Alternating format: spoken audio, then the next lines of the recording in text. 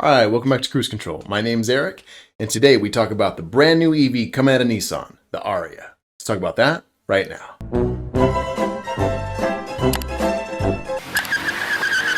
No, we're not back into Game of Thrones. This is just the new EV that's coming out from Nissan.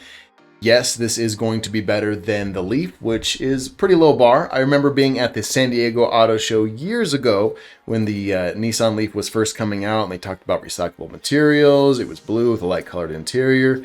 Although the Nissan Leaf back then was only like 100-ish miles of range, I still thought to myself, I was like, wow, this is the future of where stuff's going. So if you're a Nissan fan and you're a Leaf owner and you're like, man, I wish they had a bigger SUV. I wish it had more range. I wish it had more power. Your wishes have been granted. Therefore, the Ariya.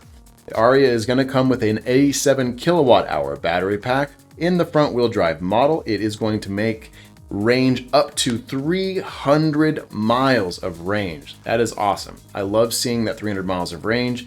It relieves my range anxiety. I need at least 200, but 300 is like, oh, okay, yeah, I got this. So 300 miles of range, that's fantastic.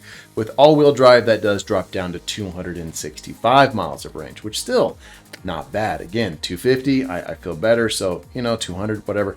So it feels good there.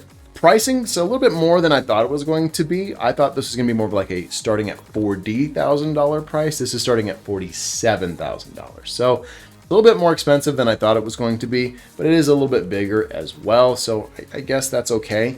I was just hoping it was going to start a little bit cheaper. The front wheel drive model is going to come with 238 horsepower, 221 foot-pounds of torque.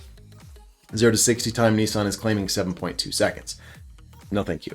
The all-wheel drive model, 389 horsepower, 442 foot-pounds of torque, 0 to 60 in 4.9 seconds. Yeah, now we're talking.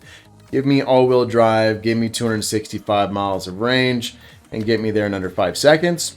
Yeah, that's pretty cool. The styling, I'm neither for nor against. It's just kind of there. It looks like an appliance to me. Styling is subjective. Maybe you guys will love it, but it's just kind of there. Interior, exterior, the whole thing is just kind of there for me. So as long as it performs well, it's reliable, then I understand why Nissan's making it. Again, I just wish the price was down. If you're a Nissan owner right now of the Leaf, are you going to upgrade to this? Or if you're going to go to Nissan, you're going to shop for a new EV, are you going to buy the Leaf or buy this? Or would you shop elsewhere? My name's Eric. This is Cruise Control. Thank you for watching.